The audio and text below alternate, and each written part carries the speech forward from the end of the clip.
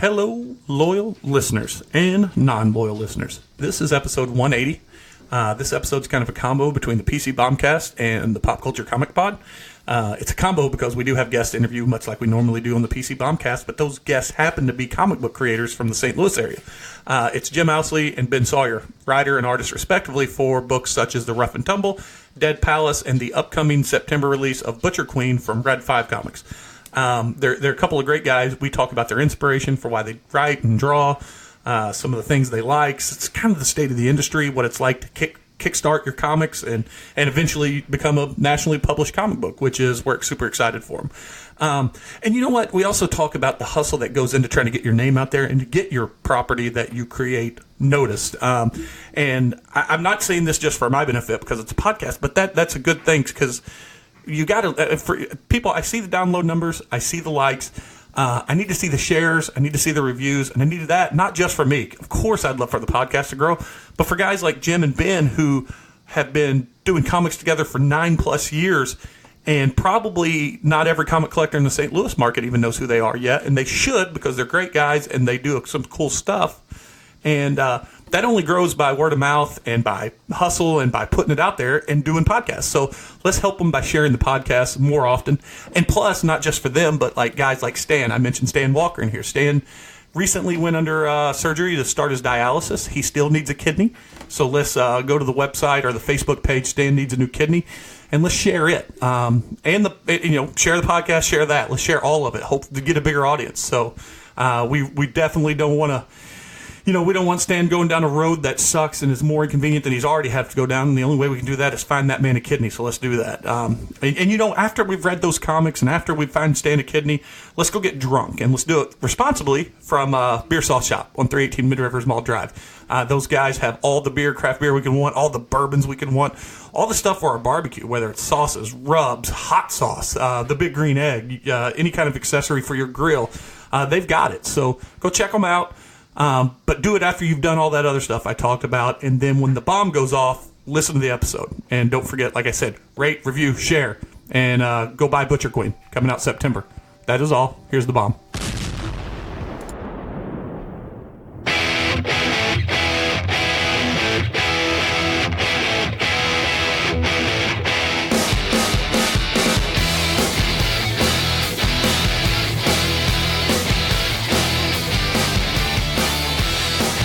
Hey, I am back. This time, as far as the episode goes, the structure of the episode goes, I'm the only one that's back. Now, the flop may come down here at some point. It depends on how much he wants of beer. But I am not alone.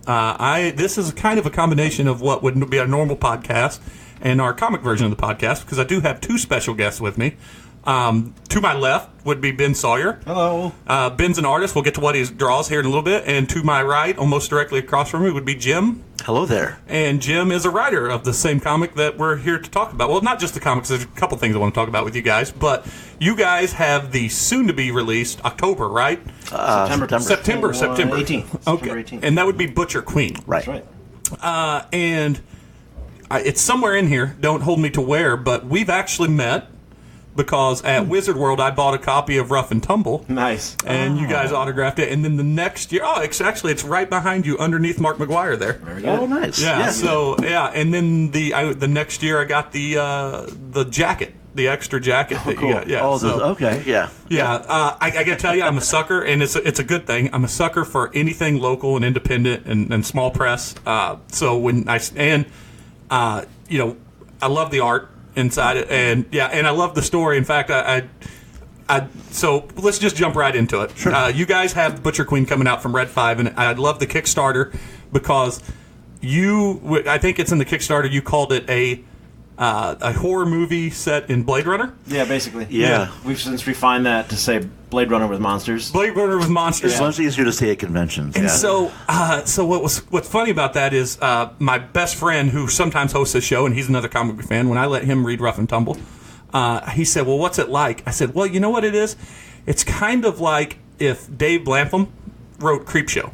Nice. and Stray Bullets is one of my favorite series of all time. So I think it was like, but he doesn't do monsters. So It was like, I thought that was the perfect. I love that. It's like the two books that you have that I know, and the one that we're talking about, it's got the best combination, a 2-word description that you could do. That's a great way to sell a book. Sure, yeah. When you're at a convention and you're talking to so many people, you really need something like that. You need something shorter than an elevator pitch. That's what I was about to say. You'd know how to refine. You could probably get 3 pitches in an elevator ride for that. Right. It's not a log line. It's just a log. You only have a second. It's without the G. It's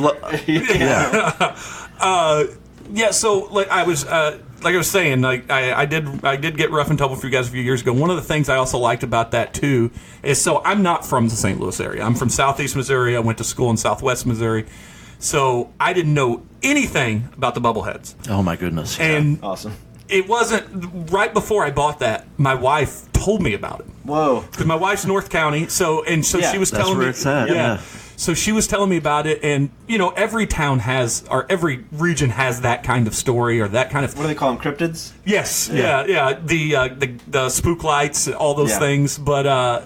What I liked about the story is, as I was reading it, I go, oh, I know about this, and then you flipped it in the story, which was a pretty good twist to it. So, that was a big deal back in the day. Like if you're a teenager in North County, that's something you do. Like around Halloween, you drive down Mo Bottom and you look for the Bubblehead house. I used to drag race down there. Did you? Yeah. That's so funny. Now, was there a certain house that was the house? I never saw a house at all. Yeah, I think there were like 2 or 3 houses. I've seen 2. Oh, I so think people it was just kind of a whoever movable feast. picked. Yeah. I saw construction sites, old abandoned buildings, long straight roads for the drag racing, but I never actually saw like a house that I would think somebody would be in.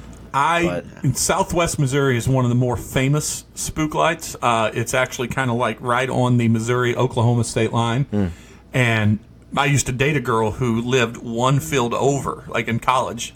So I would be at her house, and there would be teenagers lined up in front of her house, and her dad would always go, when it would get a little out of control, he'd go tell him, he goes, "You're in the wrong field."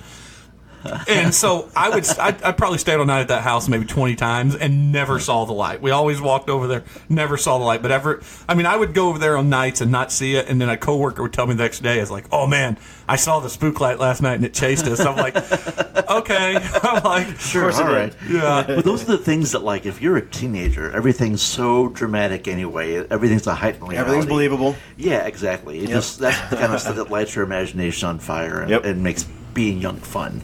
Yeah. So is that? I mean, obviously that's an easy comparison. But other than like stories like that, and obviously there's I did not read The Dead Palace, but I'm looking forward to getting to read it because I like that. I'm looking forward to Butcher Queen, but that one's a little more grindhouse. Yeah. Well, than the other one. Well, so a little darker. Is it the horror movies? Is that the genre that really got you into writing? And as far as writing, how far back do you want to go?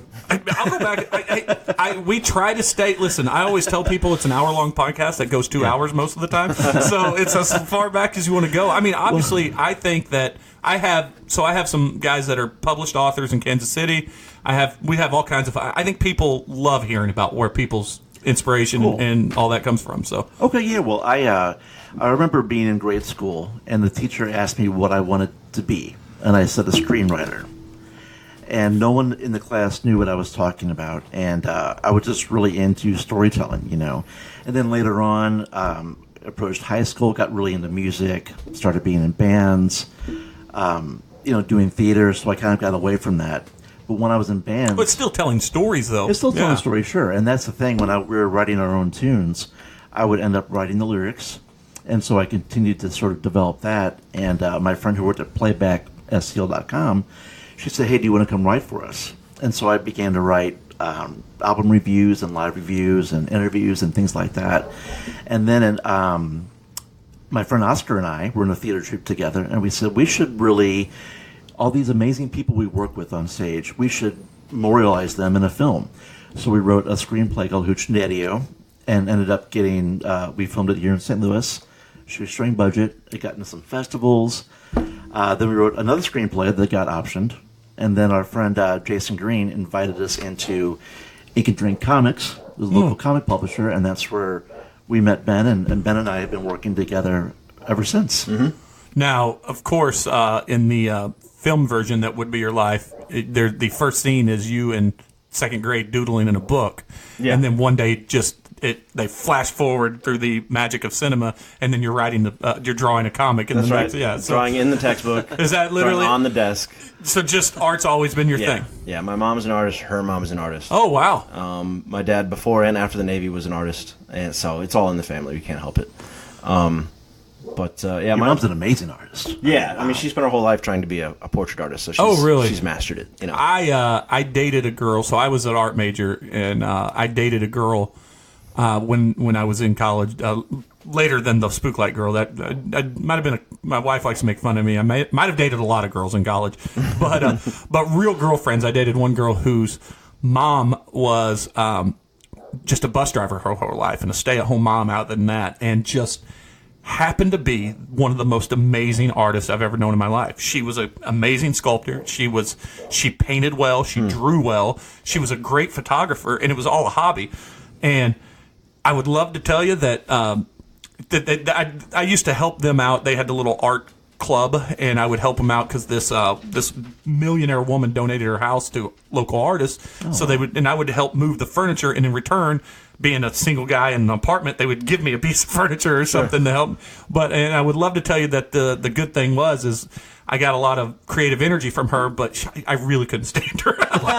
It was very hard, but she was just unbelievable. And I couldn't tell you one thing that she really ever sold or anything, but she just had her own studio and did this stuff all the time. that's the days before Instagram. You know, Yeah, no doubt. And Etsy. Right. And all that Yeah. stuff. Yeah. Yeah, what a different world we're in. Changed so much. Yeah, absolutely. marketing's free now. That's insane. That is. And well, now, we think that you get famous off of it, but they're about to take your subscriber numbers off of Instagram, and there's a backlash on it now. Have you heard that? I've not heard this at all. No. So you have followers, Right. And that's how you get ad revenue from, and sponsorship is from these followers, where Instagram, and I have to say I'm for and against it. Instagram came in under some pressure. I mean, I'm not going to get too dark here, but teenage suicide is at an all-time high. Mm-hmm. And one of the things that a lot of these, especially in the girls, have had in common is their Instagram pages a lot of posts and stuff, and they feel like that the unhealthy influence of social media might be that, so they're talking about moving the likes. Yeah. And the followers off of there. I actually think that's a good idea. Yeah.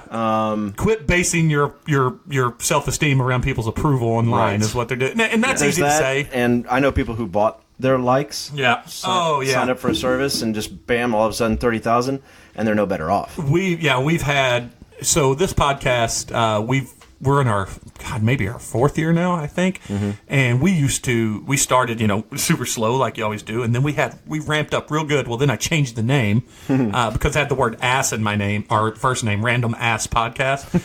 And it's not like I expected to ever make $1 million, but I thought as we got more with like people, like in like business and stuff, maybe they didn't want the ass as a part of it. So we changed it to Pop Culture Bombcast. And I like the little bomb as our logo.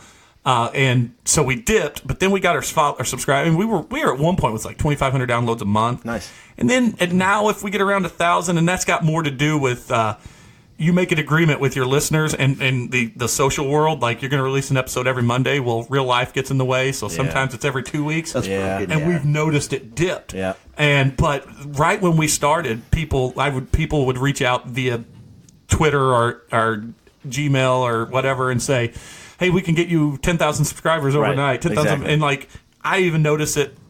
I'm not going to name any names, but there is a person that does a podcast in St. Louis, and he's kind of on the radio. He right away reached out to us one time and said, hey, I'm making a lot of money doing podcasting. Check out my feed. I'd love to come on your show.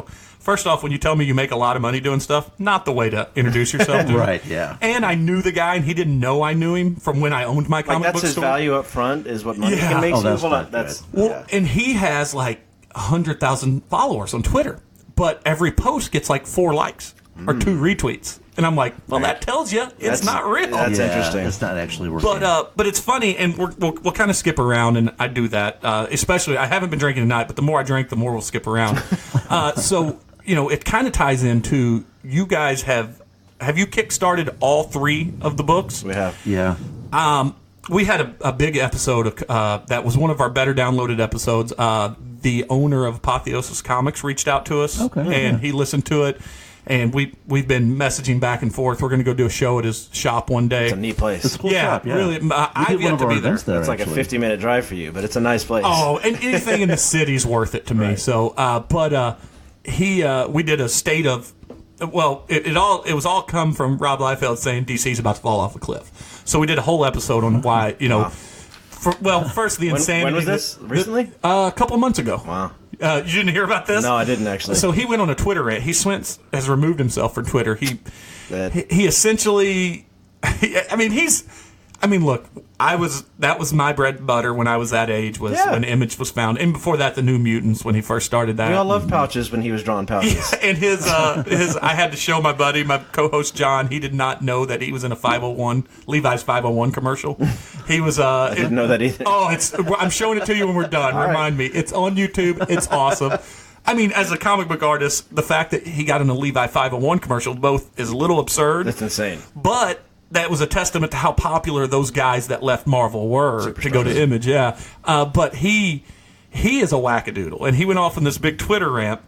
So we did this, and all of the craziness, there was some legitimacy to what he said. And I owned a comic book store, so all of that episode was from that point of view, and how awful Marvel is about how they distribute and how they go to market, Sure. and a lot of other people. But one thing I found interesting about what you guys do, and I know Cullen Bunn, and I know he does this a little. Been doing this for a while too. One of my best friends in the world is a guy named Josh Roberts, who owned the Comics Cave in Springfield, which just closed up, and his was as good as the comic book stores you're ever going to see, and he had to close up. But so I always wanted to know. One thing I wanted to ask you guys is how they. I mean, is the Kickstarter is the way the industry is it allowed Kickstarter to, because it seems like independent comics are getting a little more popular again, and I don't mean that sounds a little demeaning to it, but I mean back in the 90s independent comics were amazing. Yeah. In the late 80s, back when ash cans was the coolest thing in the world. Yeah. And so I wondered if the Kickstarter is if one, a fruitful place to go down, and two, because you guys have done 3, and is it because the regular comic industry is kind of in a shithole right now, the way it works? No, I think the big 2 and Image is there too. So we'll say the big 3, because everybody knows what I'll be talking about if I say big 3. Yeah. You got to know somebody to get in, and you've got to have a name that they would want to invest in. Yeah. Even Image, if you've got the best book in the world, if nobody's heard of you, they might not bite. It's really interesting. So, and I've heard a lot of professionals have spent a lot of time on social media the last few months. A lot of professionals are embracing Kickstarter as an addendum to the industry, not a boon. So it's a extra thing keeping the industry alive. People get to spend money on something they see and like, and in the end, it's just another comic in existence, whether a big brand name is stamped on it or not. And like you were talking about with Instagram and with Twitter and with social media, it's a really focused way to get to your audience. Using Hyper-focused. Go kickstart right to the people that already love you, which is great. Yep. But this book is going to come out through Red 5 also, so you're going to go through normal. We did both, yeah. Is normal distribution. How does that work? Because I know I was reading through the Kickstarter, and they're going to help and allow you to fulfill the. Yeah, they're going to print the books and ship them for us, which is crazy to me. That is, I mean, that I've never heard that. Yeah. Well, they're going offered. to be they're printing all the books, and they're actually, for our specific Kickstarter backers, we're going to send them their books, because they have like T-shirts and bundles of, like enamel pins that go with them and stuff. So, but yeah, they've been incredibly supportive. I think in a typical creation process, you either have the book finished and you come to them and go, "You want to put your name on this?" And then or you have a name and they sign you up ahead of time to make a book, like your Cullen Bunn or something. Yeah. And they go, "Okay, sure," because of who you are. Like, it doesn't matter. But in our case, because we're up and coming, they weren't going to give us an advance, so we sort of made our own advance. Yeah. And that's all that is. We have to stay alive while this gets made, and then that's really it. It's actually unusual too, because they usually like Ben said, they take a finished product and then they put it out. Right. Whereas in our case, they liked the pitch, you know, and they said, okay, you guys do this, and then we'll work with you to That's put it out. awesome. And yeah, that's great. And I mean, so I also worked a long time in the old comic book store that I told you about with a guy named Jason Hurley out of Joplin, who writes Beauty, co-created Beauty for Image. Okay. And so I've got a lot of friends that have been in and around the industry and stuff, and because I've owned comic book stores and went to conventions since I was 14, you know, I've been lucky enough to meet a lot of, you know, my heroes and respected people and stuff. But that's not a story that you hear. I mean, like, doing it yourself and then someone happens and says, hey, we want to partner up with you. That's a good idea. Like, it's rare. And had that happened 5-6 years ago, we would have felt like, all right, we did it. This is how you do it. But at the 10-year mark, we're like, oh, thank God. You know what I mean? yeah. It was a long haul. Instead of outright excitement, there's more or less relief. Like, No, I'm serious. And, you know, every little ounce of success we get, I'm just like, damn right. It's, you know, about time. But, you know, that's a different story. I'll talk about delayed gratification another time. But, like, you know, the fact that we took Dead Palace to San Diego last year and talked to Red 5. I talked to everybody, actually. I talked to Heavy Metal. I talked to 2000 AD. I talked to everybody who would talk to me. IDW always has something to say to me. But, you know, Red 5 on the show floor said, oh, yeah, no, this looks good. We're going to do something together. And that's something I've been wanting for like 6-7 years. Yeah, that's awesome. Because I've been going to Comic-Con for about 6-7 years, and they said that. I'm like, there it is. I can't remember when it was, but I first discovered Red 5 Comics on a free comic book day on when they put Abyss and Neozoic. Okay. And then I later did read We Kill Monsters. Yeah. So that's the 3 that I know from them. So, you know, they're that company that's, you know, you talked about the big 2 or the big 3. And I guess to an extent you could say the 3.5 or 4 when you throw Dark Horse into it. But then, and there's as many now other companies as there ever has been. And so, like, that's what I was, you know. It's growing. Yeah. It's still growing. It's weird. It's weird how it's growing, and yet how the pie for the big books are shrinking. Because everybody just assumes because Marvel is this massive movie.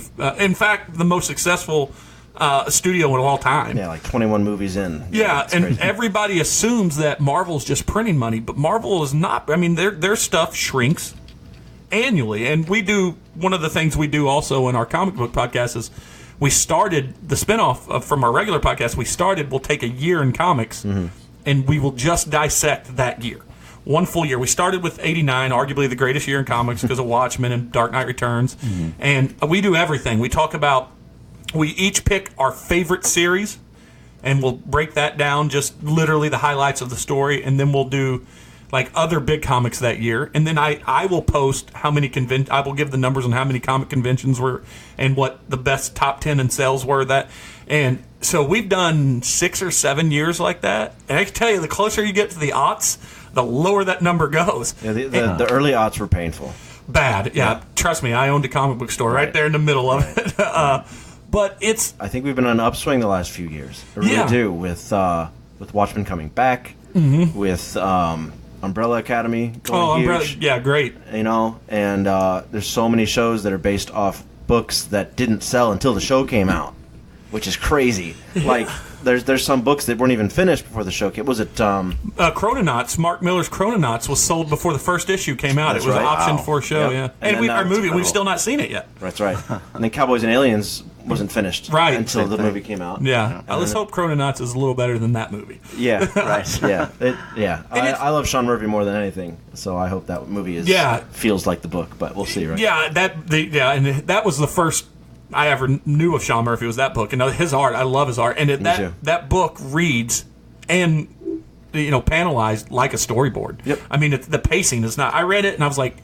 Not that this is an insult to the book, but I read it and I was like, wait a minute, am I done with this? Like, this is very cinematic. It goes fast. It goes real fast. It's not my favorite of the Murphyverse, you know, of all of his stuff, but it was a fun read anyway. I could see why it would be a cool blockbuster movie. A lot like how Ready Player One sort of encapsulates all the best things we love of the 80s and 90s. Chrononauts kind of does the same thing too. Yeah, just not so geek-centric, just Right, more right. pop culture, which is good. Which was like Casanova kind of did that a little bit too. Had all of that like 60s style, 70s style to it, which was good. I'm surprised and it may be optioned. I'm surprised it hasn't been. Yeah. When we did the state of the industry thing, I got into an argument with my co-host Bender, who wanted to be here, but I was telling Jim earlier, his wife only allots him so many nights out, and we had a Sure. fantasy football draft on Monday. Yep. He's got volleyball tomorrow, so Well, he's I'm pushing the limit Yeah. this week for myself as well. I got 2 podcasts tonight, 1 more tomorrow. Board game Another night one on tomorrow. Sundays. board game night's one of my favorite. My corner's over there. I just got horrified, actually. Board game. Oh, yeah? The Universal Monsters one. Yeah. Oh, that's awesome. I have one that I kickstarted and I haven't played it yet. It's I'll have to pull it out because it looks awesome. And you're the monster. Each is a different monster faction trying to kill the humans in the cabin. And I haven't played it yet. And they just released another Kickstarter. It's the add-on, which is the basement and the sewer underneath the cabin. So I'm excited about We're playing Giant Killer Robots by WadaWorks. Yeah, I've seen that. That's awesome. Yeah, we're doing that Sunday. That's awesome. Gosh darn, see, this is how I do it. I just go way off the rails, and the fact that you guys actually love pop culture, that you're making it worse. That's all right. There's a guy that comes on the show every Halloween. He used to work with my co-hosts and stuff, but he actually he went to the St. Louis Filmmakers Showcase. He does a zombie series on YouTube, and called Dead Nightmare. And he has a monthly board game night, and he's been trying to get me to go forever, and I would love to. But I have both daughters play sports. I coach one of them in every sport. Oh, you're tied up. Oh, yeah, all the time. And I have a job that requires me to do a lot of entertaining. I'm a salesman and stuff. So, I miss it. I mean, I still buy role-playing games. I could buy D&D and Pathfinder and Starfinder. I buy books all the time, and my wife goes, "Why do you keep buying them?" Because one day. Because someday. What if I have to break a leg? Right. What am I going to do? Yeah, right. That's my problem too, man. I've got like a 2-foot high pile of books that I just cannot. I don't have the time to get Yeah, to. books, Yeah. and, books I'm and dying comics. to. Right, The yeah. collection grows. So what I was going to say about Bender is we got into a big argument in that state of the industry because he says, and we've argued about a lot, don't even get us going on The Last Jedi. It's the worst argument we've ever had. Oh no! Quickly, for or against? Or for or against?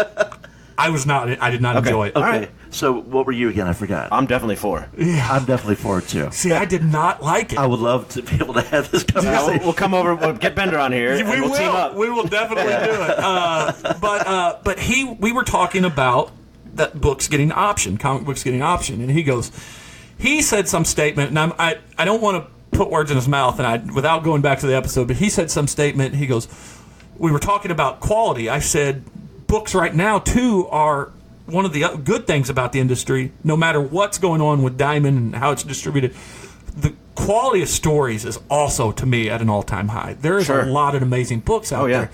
And I said, so because we broke it down on what was the reasons for some problems, and he said that he thought one of them was, he goes, well, I think quality's good, and he really loves a lot of independent books, but he goes, I think you got so many guys writing in order to get it optioned. And I said, I don't know about that. Interesting. I wonder. I don't know I mean, that. it's definitely a factor, but how much of one? Yeah, because it's almost like one of those things. I don't know how you would do that though. Right. Well, unless you have a connection ahead of time. Or there's no sure, yeah. formula. There's no magic formula. And Yeah, I mean, it kind of just starts out with the story that you want to tell and wanting people to enjoy it. I mean, I don't know. And I equated it to craft beer. I said most craft breweries, the owners will tell you they didn't get into it to make money. They got into it because they loved it. They didn't get into it because they wanted to get bought out by InBev. Right. It always comes down to beer. Yeah, that's that. You know? And we're back. It's interesting, but I lived in LA for a season, and looking for work on Craigslist, most of them were producers looking to turn their pitch deck into a comic book. Oh, really? So it's out there, and that was 6-7 years ago. So it's still there. That's pretty recent. Yeah, that's, And the guys at the Red 5 booth said that people like Legendary and Sony came by their booth and grabbed a copy of Butcher Queen. So, I mean, fingers crossed. right, anything's possible, right? So we're not writing it for that, but as Netflix and Hulu and Disney Plus gobbles up everything before it's even finished, it's entirely possible in this day and age that somebody's going to see your work and turn it into something. And there's no doubt there's a generation of that out there that see Robert Kirkman in Walking Dead, and they think that, which I'm going to do that. I think a lot of, you know what? I think it's hard to quantify. Yeah. But I can tell you without a shadow of a doubt that there is probably a double digits percentage of creators wanting their stuff to be optioned instead of it being a successful series. Probably. Yeah. And how many people can write 144 books like Kirkman anyway, or whatever the number got to? Yeah, gosh, was it 168? Okay, right. I think it ended on an odd number, and that was a weird way to end it. They solicited the next 2 books in Diamond, and then a lot of people were upset about that too. I thought it was genius. I equated it from to our point of view. I think if you're a retailer, they weren't too happy about it. I equated it to the final episode of The Sopranos, the way it ended. I'm like, that was smart. Yeah.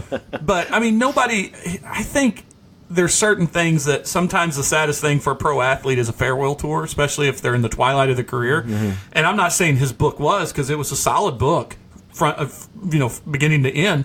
But why drag it out? Why just do it? It's not like he needed an extra boost in sales or needed an extra $1 in his pocket, because he's done well with that book. I'm sure he's taken care of. And he's writing Outcast also. Yes, is that right? Outcast, yeah. And I think, if I'm not mistaken, Invincible may be optioned, but I heard. I think you're right. Yeah. So, to me, Invincible is one of the most underrated superhero comics of all time. For sure. Because it's a finite story, and I love finite stories. I love the art. Yeah. Oh, yeah. The whole way through, solid. Yeah.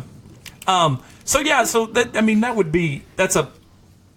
I'm sadly don't want him to hear you say that. Yeah, that is. It's hard to quantify, but that number's out there, because I don't ever want him to be right about comics. I wish he was here. He really didn't want to be here, but there may be a lot of truth to it. But it's pie in the sky, though. I think so. Unless you live in LA and you're working at a restaurant and you can hand comics to people, it's so pie in the sky, because you're gonna think that your comic's gonna get in the right hands. We just got so lucky that we were able to land it at Comic-Con and be, a couple miles from LA. Other than that, you've got to get so big. Your series has to get so big that somebody notices. So it's and it's all relative, really. I mean, I know that when we started talking to the Red 5 guys, and originally they were wanting to do the Dead Palace as an anthology. Mm-hmm. Oh, that's but cool. It was kind of, because of the shape and size of the stories, it'd be hard to divide it up that way, kind of, So they said, what else do you guys have? We said, well, there's a character named Sid Kiowa in the Dead Palace. It's from a little thing called Butcher Queen. And I'm sure we said Blade Runner early on. Yeah, I'm sure we did. Yeah. Right? Probably, yeah. And they liked it. And for us, and I don't want to speak directly for Ben, but for me, it's such it feels so nice to have that ability to have a comic book come out nationwide. It's such a big deal. That's awesome. for us. I think it's probably safe to speak for me on that regard. I also like that my comic is nationwide. It's fun. You said you probably mentioned Blade Runner early on too, but to be honest with you too, that with the newest Blade Runner movie, that's not a bad idea to mention it. It's pretty fresh still in people's minds and stuff. How many San Diego Comic-Cons have you guys been to? Well, I took. I can say that I took Jim to his first convention this year. That was your first one. Yep. First one. I've been to 6 or 7. Yeah, so he's a veteran, and I was like, wow. But I'm a veteran lurker. I was just walking around in my portfolio. And said, please, sir, can you look at this? I see what people are complaining about. Yeah, I do too. When you walk in and you see a 3-foot tall troll from Lord of the Rings, and it's all media and entertainment. I understand that, but I don't have a good enough memory to tell you how the other years went, but this year was incredible for comics. You used to be able to pick up great books. It's good to know that it's back. You can do that. It's absolutely back. At least half the show floor was either independent people at their table or small press. It was massive. There's Artist Alley, of course, and then there was the whole small press section that was 15 gutters long. It was massive. My expectation was going into it was that, I heard all the stories about it was taken over by the film studios and they co-opted it and it's all about that.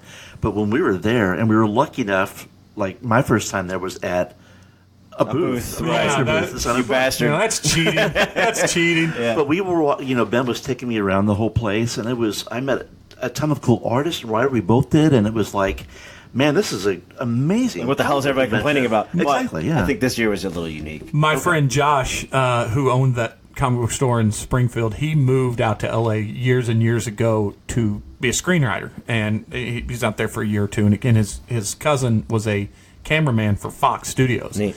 And so they would. He said he was there when it turned, because they used to go for free because Fox Studios had a booth. Sure. They would get free tickets, and all they had to do was work the booth for like an hour. Yeah. The next year, they tried to go back, and all of the executives were working the booth. He said it just changed that fast. Sheesh. And yeah, I mean, there's a lot I don't know about the show, but as somebody who walked the show floor just about every year, is a good year for comics. I was very impressed. I love C2E2. I still love Planet. Best show in the Midwest. I think so, and I think Planet in Kansas City is still pretty darn good. Yep. I also went to Wizard Worlds back when the magazine was still in print. Nice. And they were awesome. When the VIP ticket used to be, we got it every year, and trust me, when you're 22, a $200 VIP ticket's pretty tough to scrounge up. Sure, yeah. But when I first started going to Philadelphia and to Chicago, you were in a room with the creators for like 2 hours with a buffet, like a sandwich, like finger Insane. food. And they were walking around doing whatever they wanted, and you would they would sit at your table. That's a creator's dream, right It there. is, yeah. It was unbelievably awesome. And I get why it changed over the years. And it just, you know what? It was funny, too, because it was when DC had just printed Sovereign 7, which was Chris Claremont's DC debut, or his big one. Wow, yeah. And don't get me wrong, I love Chris Claremont's early X-Men stuff, all of his X-Men stuff for the most part. After that, I love how he's recycled that stuff in Sovereign 7. Yeah. So I asked him that. I go, you feel like Sovereign 7 is just DC version of X-Men? Well, no, it's a lot different. And I said, it's pretty much the same beats. Mark Silvestri was right beside him. And I had never met Mark Silvestri. And I'm a big guy. I'm not as big as Mark Silvestri is. He's like 6'7" and a bodybuilder. I was like, you know what? I'm gonna back off. I understand I'm a fanboy. I'm gonna back off of Chris Claremont a little bit. That's a guy that's got his back because he cut his teeth with Chris Claremont's books. Right. So, but yeah, it was. I love. I wish and I take my daughters every year to the Wizard World here, and obviously that's where I bought your guys' book the first time. It's just that show, to me, is like 60% of what it needs to be. Like The local Wizard World? yes. Yeah. It's got its issues. I don't want to speak too ill of it, but The first year I went was my favorite, which was probably 3 years ago. Then they changed the... every other year was different. Yeah, that's the problem. Instead of building on what was right, they've just mixed it up again. Well, this year, or whatever, last year, I was told that everything was going to be cheaper, including the price of admission. And it really wasn't. Yeah, it was not. And the show floor felt kind of light, and the tickets were the same price, and people show up for the celebrities. And I don't know, it's really strange, because I hear the Wizard World Chicago is just a real ass kicker. That's the first one I ever went to was Chicago. Me too. And I have a funny story about that. But C2E2 is just like a golden star in a black nebula. You know, it's just beautiful. And Wizard World St. Louis is just so different and opposite. Yeah, and my daughters still enjoy it, and my daughters love to see the celebrities. My oldest daughter... My kids are great kids. They're well-behaved kids, and people say, you guys must be great parents, and it's absolutely not true. We're the worst. We've let them watch scary movies since they were born. So my oldest daughter, if there's a horror movie person there, she's got to go see it. And I know she's in high school. She's at today. It's been that way since she was in 5th grade. Nice. So they love to go. I love to go. I don't care what it is. Like, well, with your guys' book, I don't go there with an intent anymore, with the exception of maybe an absolute edition of DC that I may have missed, or an omnibus edition of Marvel that I may have missed. I may want to go find that, but I don't really have a plan. And I go there to find a book. I don't care what that book is, maybe 2 books that I didn't expect to see. And there's something that jumps out at you. Yeah, and that's... Sometime, and I don't care if it's in the $5 section or the half price hardcover or whatever. Right. And that got the last 2 years. I could tell you, I don't think I left with the book. But we also didn't go all 3 days. We cut it down to 1 day because my kids are getting older and as great as my oldest daughter is, she used to be my best friend. Now she's very much the Joker to my Batman. Now that she's a high school teenager, she's probably I'm her least favorite person in the world, and that changed real fast too. But yeah, so I mean I'm the same way with my kids too. You know, they both love going, and we're usually tabling the whole time. You know, so it's like, oh, sorry, No, you're good. Taking your bar, I'm just going to destroy the place. I built it. I can fix it. Okay, great. And for us, it's for independent artists and writers, it's a great place. Any place that there's going to be a lot of people passing by who don't know about you, that's exactly where you want to be. You just want to get the word out. That was about to be my next question. How good are the shows for the books? I mean, do you get? For us, it's been pretty good. What you say, Ben? I mean, we always we sell pretty well there. Yeah, it has been pretty good. I think Dead Palace has been probably our biggest book. Yep. The full graphic novel version of Dead Palace. It's always been good for us. We just did you release it in another way other than the full graphic novel? Mm-mm. Well, we did. We had the initial one, right? We had the sort of proof of concept. Okay. Yeah, it was like a 30-page, like single issue kind of proof of concept's a great way to put it. Yeah, that's essentially what it was. And then we did the Kickstarter for the full book, and it's probably been our best seller.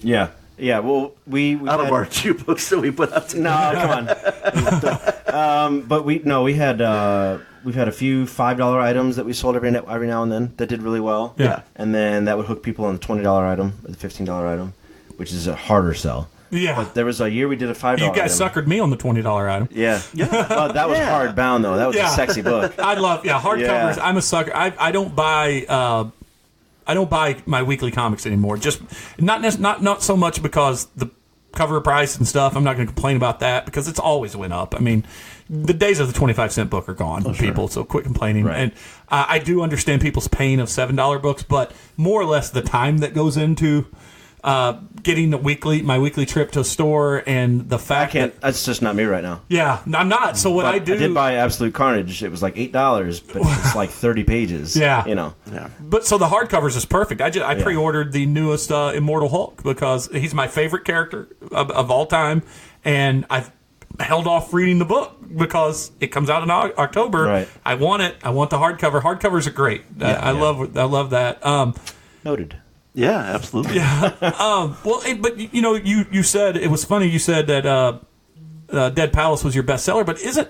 And this is about to be your first nationwide release. Mm-hmm. So that's how it goes, though, right? You guys came out with Rough and Tumble. Right. And you got a little bit of an audience, and then you got Dead Palace, and it got bigger, and now you've got your third one is even bigger, and it went from publisher. It really did go from like 100 to 200 to 300. Really. That's all, I mean, that's what in theory.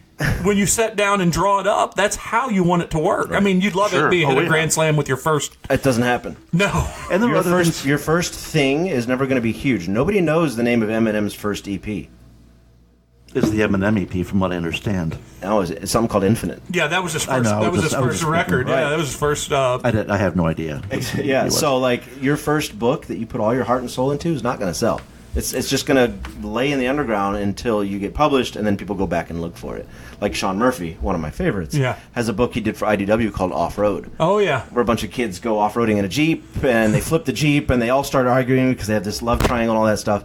And it's his old cartoony style that he abandoned, which I adopted for Blaster Master, if anybody wants to look that up. But it's something nobody hardly ever knows about. When did that come out? Which? Off-Road? The Off-Road.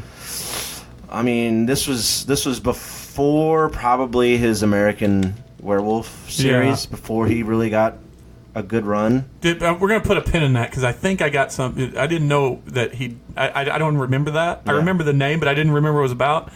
I got a sketch he did for me at a convention a long time ago, and it's of and I said, he goes, "What do you want me to draw?" And I said, "Anything you want." And it's of people in a Jeep jumping. Oh, there you go. I'm going to look that up and see if that's Holy accurate. shit, that's crazy. I'm pretty sure it's Sean Murphy who did that. I contemplate buying that from you. But, I'm a super fan. Yeah. And he actually follows me on Twitter, which is insane. But, that's right. I get excited anytime someone that follows me on Twitter and I've been not just in the comic industry and some of the entertainment stuff, but because of the company I used to work for, we used to do sports memorabilia. So we would go to these national conventions and meet pro athletes and stuff. The only one I ever got the verklempt over was meeting Muhammad Ali. Oh my goodness! But wow. But yeah, That's heavy. Yeah, that was it. But I just to this day, I'm almost 42, and anytime somebody follows me back or retweets or even comments, Still a little giddy. Oh Yeah. man, I think, with the exception of my wife and my daughters, I think one of the highlights of my life in the last 10 years is I was watching an ESPN 30 for 30 debut one night, and I tweeted about it, and Colin Hanks tweeted me back, and we had like a 6-tweet conversation about it. And I was like, look, I'm best friends with Colin Hanks now. Like, he's my bud. Yeah. It was enough for me. Mark Hamill liked a tweet that I had like a month ago. Or That's something like a that. big one, though. For Yep. me, it I mean, was that's like a a big big deal. one. Yep. Yeah, it was just a like, but it was like, oh, that's cool. He knows I'm here. Yeah, I mean, there was a time too when Mark Hamill's always been a star, but there was a time where he was just specific to geek culture. Mm-hmm. But that's not the case anymore. Mark Hamill's everywhere. Blew up. Yeah. Yeah, I mean, he was in a scary movie for himself recently. He was the voice of Chucky. Yeah, he was. He did a good He was in job. Flash for a little while. He was in Flash back in the day. The Trickster, yeah. And then he came back. Yeah.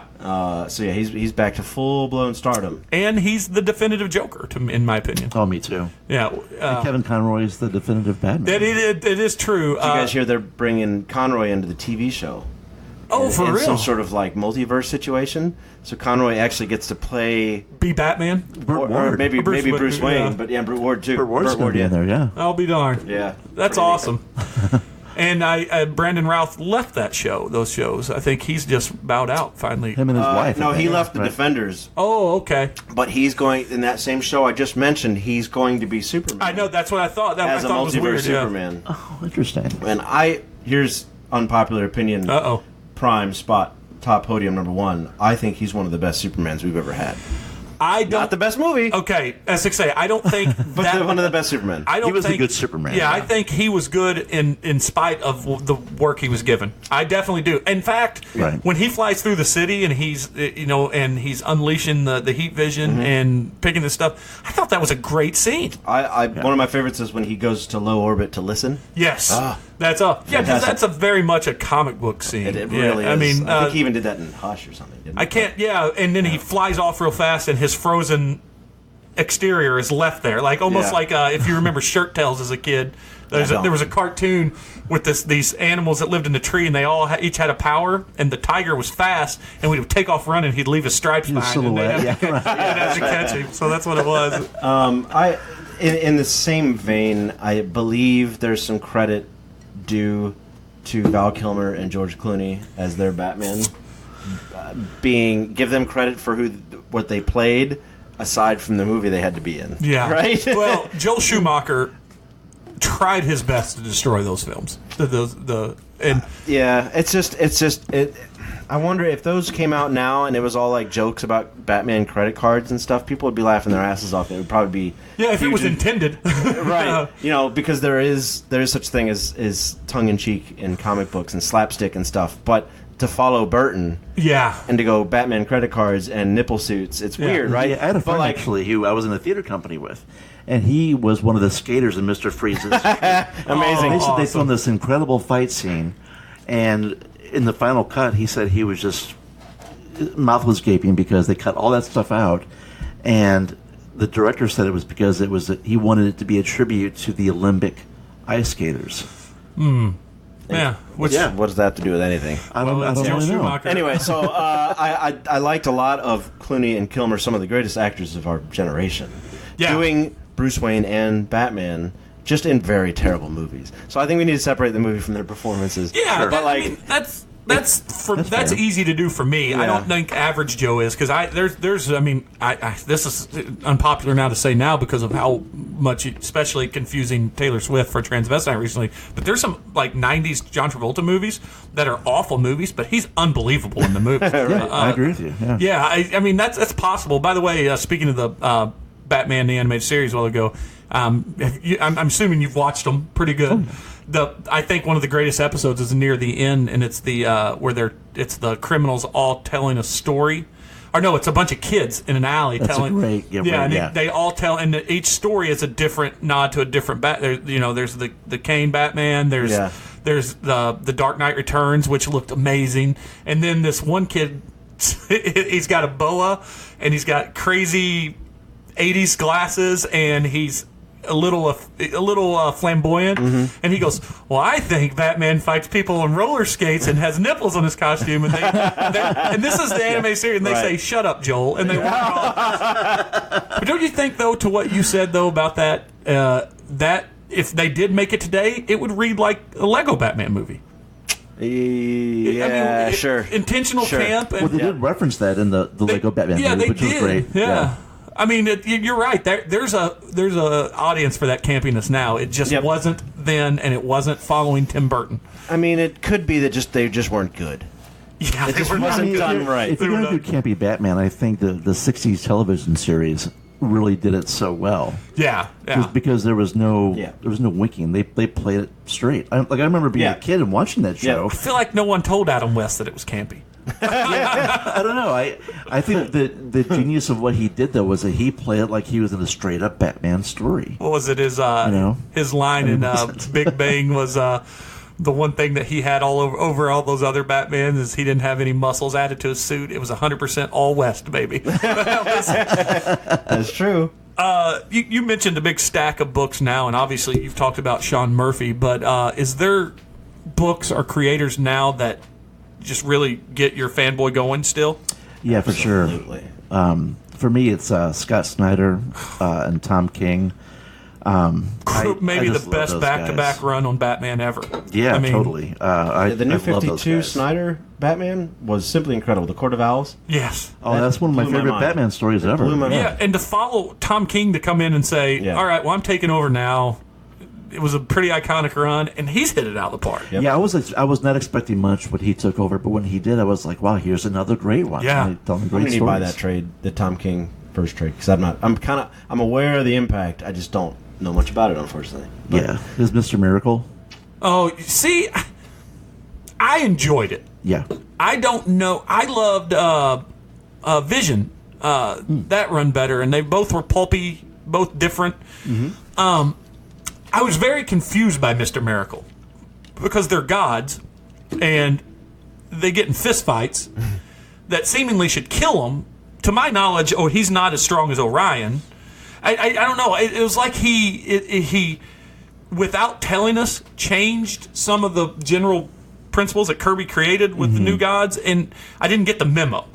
That said, all of the stuff with Barda and all of the non-new god related stuff was brilliant. Yeah. That was I agree my with you. favorite part. It was like watching a sitcom in a good way, a good sitcom. Yeah. Absolutely agree. What about you, other than Sean Murphy stuff? right now, I'm pretty firmly connected to Daniel Warren Johnson, who created Extremity Okay. and recently did the Murder Falcon series. Which is Are you familiar with Murder Falcon? No, I'm not.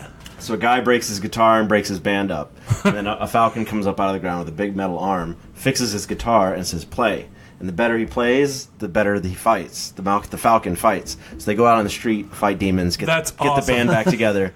And it's one big homage to, 90s metal Slayer. And And he knows I love metal. Yeah. Ben does. And he was like, gotta read dude, this. you've Yeah. got to read this. So I met the guy at the show this year. That's and we like talked- Apocalyptica. It was like Yeah, that's or Metalocalypse. Metalocalypse. That's it. Yeah. Metalocalypse, and then the video game Heavy Metal. No, what's the one with Jack the Black? Jack Black one, right? Yeah. Brutal Legends. Oh, that's Absolutely. And they get the Japanese Philharmonic Orchestra to help at the end on an aircraft carrier full of speakers, like an aircraft-sized Marshall stack. So I talked to him on the show floor for about an hour. We talked about Star Wars because all the side projects he does are little fan-made Star Wars books, and his artwork is so not sloppy, but like fast and kinetic, and you get all the emotions out of it. It's and there's detail where there needs to be, and then there's like just paint just flowing around the page when he can. And sloppy's a bad word, but it's beautiful and I love it. He's my new jam. Sloppy's. I get what you mean when you say sloppy. Like I just recently, there's a friend of the show who's a cosplayer who comes on the show a couple of times named Stan Walker, and And by the way, if you're listening to this, still go check out the page. Stan needs a new kidney. He's needs a new kidney. Yeah. Yeah, and he said, "Hey, I've watched the Daredevil series on Netflix. What's the definitive Daredevil book?" So I loaned him all my hardcovers on it. And I loaned him Man Without Fear, the Frank Miller, John Romita Jr. book. I loaned him actually Kevin Smith's run. I thought that was a really good one. I loaned him Frank Miller's original run. And then I gave him Bendis's run with Malev's art. And I said, now you're going to think when you just skim through this that this art's not great, just on the surface. I go, but as you get into it, you're not going to be able to see Daredevil that's not Alex Malev's art. It's amazing. And I said, at times, it looks sloppy. Yeah. Like, it looks like blocky. But then it's going to be, you're going to want to go back and look at it. I wish I knew what we're talking about so I could relate. Oh, man. That Bendis run, Outed especially, was, to me, it's hard to argue, might be the best ever. I mean, some of the stuff he chose to do, like, there was a panel to where he's talking to a girl. I can't remember who it is in it, and the next panel, it's the exact same street panel with the street like of New York behind him, of Hell's Kitchen behind him. The very next panel is like 40 ninjas pop up. The hand pops up, and they go. She screams, "Oh my God!" And he goes, "It's okay." And then like the next panel again, there's ninja bodies laying all over the place. Yeah. And but it looks it doesn't look very well done. But his art, I mean... But see, I had a similar experience with the Scott Snyder, Sean Murphy book. What was that called? Wake? The Wake, yeah. When I was first reading it, I was not into the art at all. I know. It shakes me to my core. I know. Well, we've had this conversation, but by the end of it, I was like, "Oh, no, I love it. I get it." Yeah. And I've seen his work before, and that. I know a lot of people have a problem because sometimes he'll just throw so much ink on somebody's face that it's full of cross hatching and weird. Just I don't know. Maybe it's foreshadowing, or maybe he just doesn't want to show that person's face. But sometimes there's a lot of ink in places that maybe you think it shouldn't. Yeah, and it's very atypical. It does not feel like, Romita or Jim Lee or anything like that, or whatever you're used to. It is, however, similar to Matteo Scalera, who's another one of my favorites. But they're very similar. An untrained eye would probably not be able to recognize. Well, you've got a good style, a very good style for storytelling, and it's pretty unique to you. And I mean, I've read comics for a long time. Where does your biggest influence was growing up that helped develop your style? Because if you're growing up, Lee for sure. Yeah, well, how can you avoid that? And how can you copy it? Right. McFarlane and Silvestri, of course, the kings of the '90s. Yeah. Though I like to link my style to a very East meets West. So my backgrounds, I feel, are very manga. Yeah. Ink heavy with a lot of detail, pipes and grit. But the faces, most of my faces are pretty simple. You see their eyes, a hint of a nose and a mouth to get the emotion across. But the faces are usually pretty simple. And I'll distort proportions when I need to. But, I've read a lot of manga and a lot of cartoons and a lot of anime in my life. And I can't not help be, influenced from Japan. So when I loaned your book to my co-host, I told him, he said, "How's the art?" And I said the facial expressions are akin to Michael Avon Oeming and Powers and that stuff because of very similar way of telling a story. And that's what I told him. I actually wanted to be a little more cartoony with Rough and Tumble. Yeah. It was right after I started a series I do on the side called Blaster Master, which is extremely cartoony, which, of course, was influenced by Murphy's Off-Road. So Rough and Tumble was definitely like one style throughout the whole book. This is the look I'm going for. We changed a lot for Dead Palace. You make it hard not to ask who rules Border Town when you say Blaster Master every time. Yeah, that's Master Blaster. I know, actually, but it's there. It's a video game on the NES. Yeah, I remember. It was a great one, though. The tank. I remember that. Well, I remember as a kid enjoying it. That's not to say it was a great game.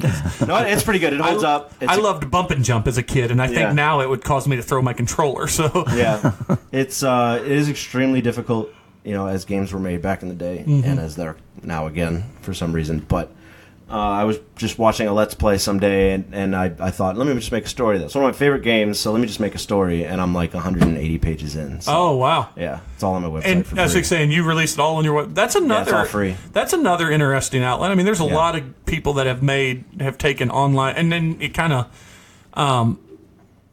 Penny Arcade guys did it really well, Yep. but they never really they don't I don't release a traditional They collective. did eventually. Yeah, well, but usually they still include their blog and stuff in the pages as well too. And yeah, they did do it eventually, but there's been a slew of people that have gotten their stuff from online for free to collected editions and done pretty good with that as well. You have to. If nobody's willing to throw money at you, you have to put it out there for free, or you're just going to die in obscurity.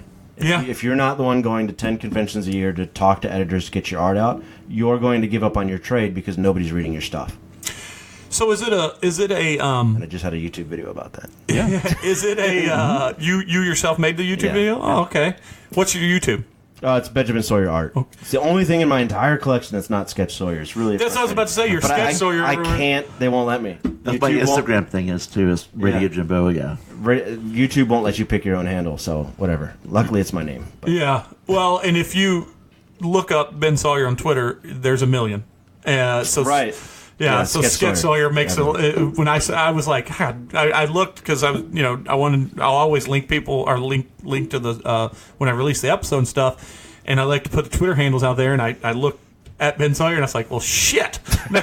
Luckily, about 5 down, it says Sketch Sawyer. I go, gotta be it. That's the That's guy. gotta be it. So, but is it? I've got a couple of friends in Kansas City that are published authors. That one actually, and they both went down the road of self-publishing, but one actually is signed with a publishing deal. A very specific kind of company, though. He's very much into shambolic spirituality and stuff, and that's what he writes about. Might be one of the experts on it in the country and stuff. Neat. I don't know what that means, but I know he on that whatever that genre is.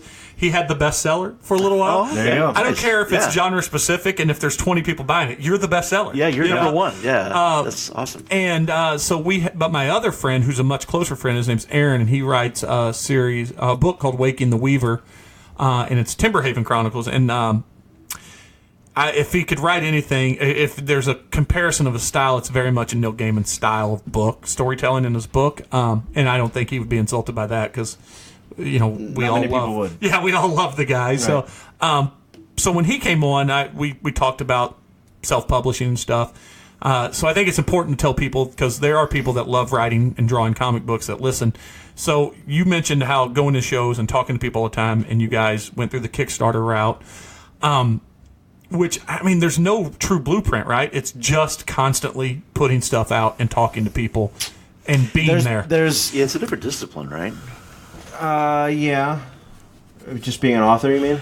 Well, no, I mean just like it's a different discipline. You're a creative person. Yeah. You want to tell stories and you want to, do your art and your writing, but then you have to go out to conventions and put yourself out in the world, and you have to sustain that energy to talk to people and put yourself out there. And there's a lot of people who just don't. It's exhausting. It's exhausting. Yeah, They want it's- to do it. I've been watching a lot of promoters lately on YouTube give hints on, how to make a living doing what you love to do, and it's all based around just spamming content.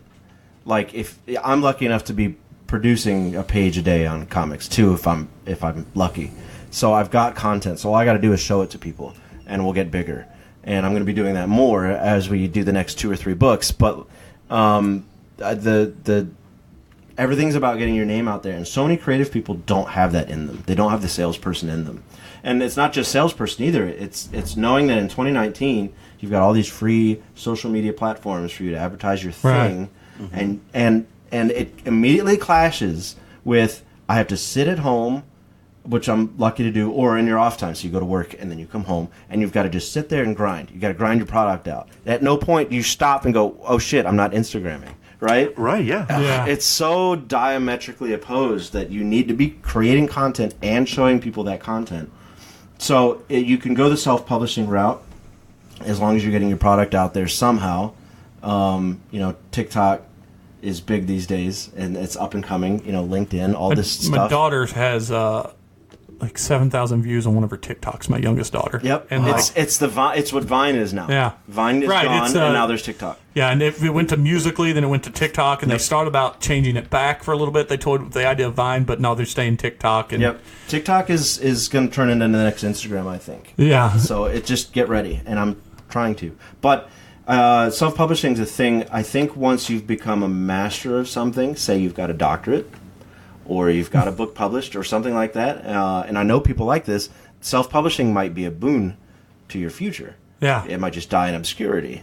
You know, sometimes you need to go to a convention and get published and make somebody take your book out and do something with it. Yeah. Self-publishing can be dangerous to a lot of people. And that's kind of what made our Kickstarters a little bit different. You know, we would go online and, you know, we would promote the Kickstarter online. We would Instagram. We would tweet. Yep. We would message people. At least. Yeah, absolutely. But we also did events in the real world, the physical world outside of that Kickstarter, to just get ourselves out there and press the flesh and, you know, physically tell people about the book and show them examples and let them look through artwork and most describe the people story. just don't have that in them.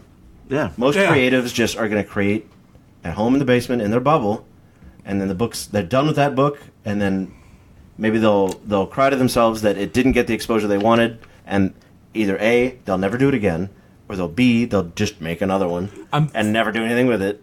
I'm fairly certain that had Alan Moore been born into this world to where you had to do it this way, he might have killed people. Like, I don't think he would have ever been able to, like, to someone that's super creative, that would just completely unwilling to go out and promote himself and do all that stuff. Yeah. I mean, he hates everything. So, I also don't know his path to success. Yeah. Which is different 30 years ago. Yeah, well, it was 100% different. But, I mean, but to what you said, you could be the most talented person in the world, but if you don't, this day and age especially, if you don't have that hustle or don't have that desire to... It's one thing to write something, it's another thing to show it to everybody. It's hard, man. Yeah, and past that, it's one thing to have the work ethic to actually produce the work. Yeah. It's another level of work ethic to actually go out there and tell people about it, promote it, you know. Do you think that there is a future in the self-publishing world and the Kickstarter world that cripples the publishing industry much like streaming did music? Boy, that's a good question. That's a really good question. Hurt them? I don't know about hurt them, because I feel like they're so far above in the terms of, you know... People still the like money to they touch the paper and still like to hold the book. And that exists on both means of delivery, though. yeah. So you're going to get a book... Yeah, if you're right. published by That Dark does, Horse, yeah. you're going to get a book if you bought something off Kickstarter. Though, Kickstarter does let people just throw $5, $10 at you for a PDF. Yeah. Which is nice. Mm-hmm. And you're not going to... Well, you got Comixology, you can do a PDF, stuff like that. So I think anybody who's got a legitimate, you know, established business, you know, not to go all the way to the top like Dark Horse, but like Ape or Dynamite or Boom, which is doing pretty good lately, and what's the Fathom? No, Fathom's the name of the book, but what's the name of the publication? Anyway, there's a Top Cow and stuff like that. You know, they've got their series and they're making their money, and self-publishing is always just, I think, probably going to be a one-off. But there are smaller companies existing purely off Kickstarter. A friend of mine started one called Space Between. His name's Pat Shand. He's a very accomplished writer, and he started his own, you know, imprint. And every book they do is Kickstarter. So you can expect a new Kickstarter for him like every week or two. And it's, yeah. And it's just common, like, oh, okay, this is his next book. It's going to be on Kickstarter, because that's the only option they have. And it's not like, oh, he's asking for money again. It's like, oh, right. It's the next issue. Out. Right. Yeah. And it's so common and normal. And he's great. He's doing amazing. But he worked with Xenoscope, and he's writing novels for Marvel now. So, like, yeah, he's doing great. I think also, too, there might have been that original stigmatism, like you said, to like things like Kickstarter, where it was like, oh, people are asking for money again. Yeah. And especially... even when it equates to movies, like Zach Braff is the ultimate. If you don't know Scrubs, he might be the blueprint on how to mess up a Kickstarter. If you've not read that story, No. he really, really, really messed up. Like, he would post updates on his boat, his $1 million boat, and like, Whoops. hey, we're still needing, and just Obviously, no, everything you you could don't. do wrong. Right. And that, but I think those days are gone. I think I kickstart everything. I kickstart Well, you know everything. what's great about it is that when you get something from Kickstarter, you're getting something very unique that you cannot get everywhere else. And when I back books on Kickstarter, I usually buy comics. I love it because I'm getting something that I cannot walk into a store and buy. It's Yeah. unique and it's rare. I love that aspect of it. And if you have that altruistic nature, you do like throwing money at people that need it. Yeah, yeah. And Well, you and can see your friends in the industry that are asking for money on a Kickstarter. You're like, well, yeah, here you go. Here's my money. and you're also there's also the tiers also allow people that otherwise don't think they could throw money at to help something to be able to throw money and help something. Mm-hmm. I mean, you don't. It's not like you have to do $1,000. Right. I mean, like you said, $5 for a PDF is a big deal. Yep. I mean, hell, if 20,000 people did that, you've got money. They said, what was the statistic we read least recently? 80% of the people that make it over 20% of their goal are successful. That's all. That's amazing. Pretty interesting. Yeah. That's The amazing. first 20% is the hardest bit. Yeah. But Kickstarter, it's like it's all or nothing, so there's a lot of fire going into it. Like, Yeah. we It's not really, GoFundMe where you just get what you get. Yeah. Yeah, You've you- got to make your goal. I think it makes you work harder. I've always looked at it, and this might offend some people that are listening to this that I know have done this. I always look at GoFundMe as better for the people that are just searching for a handout, and Kickstarter's better for the people that are looking to create something. For better or for worse, Yeah. because I know people that have had surgeries up through GoFundMe. Yeah. There's some people that do deserve it. Don't Like, put a surgery on Kickstarter. That's weird. yeah, that is weird. Sure. Right. And I know I know a couple of people that have, I mean, just literally life dealt them a bad hand. Yep. And then GoFundMe was good for them. But I also know some people that may have really been capable of doing something and just Yeah. put something up Right. on GoFundMe. Well, yeah. Yeah. I want to go to China. Yeah. You want to pay for my trip? Yeah. But love him or hate him, PewDiePie has Yeah. put a few people that have been sick on his channel, and he's got 90 million viewers. Yeah, and he'll suggest somebody's GoFundMe page, and then all of a sudden they've got a new heart. It's the most successful YouTuber of all time. right? Yes, PewDiePie. it's like 90 million, 100 Yeah, million. that's insane. That is insane. Yep.